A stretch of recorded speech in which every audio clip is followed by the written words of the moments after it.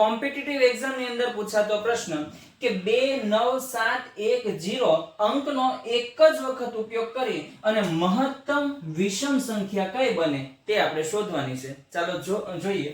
મહત્તમ એટલે કેવી સંખ્યા? તો કે મોટામાં મોટી સંખ્યા. અને આ બધા અંકોનો એક વખત ઉપયોગ કરવાનો છે એટલે કેટલા અંકની બનશે? 1 2 3 4 ને 5 અંકની સંખ્યા બનશે. એટલે આપણે સૌથી પહેલા આપણે 5 ખાના કરી દઈએ. બરાબર?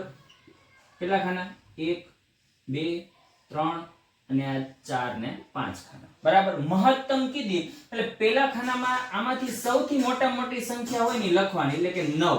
બરાબર? હવે 9 પછી સૌથી એનાથી નાની 9 થી નાની કઈ છે? તો કે 7.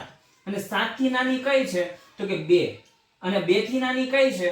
તો કે 1. અને છેલ્લે આવશે 0.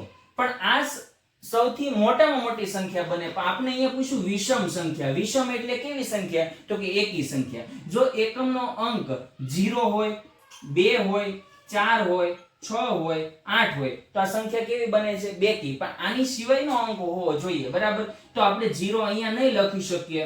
એટલે કયો લખવો પડશે? તો કે 1 લખવો પડશે. તો 0 ક્યાં મૂકવો પડે? આગળ. તો આ 29710 નો ઉપયોગ કરી અને આ સૌથી મોટામાં મોટી અને કેવી સંખ્યા છે? તો કે એકી સંખ્યા છે.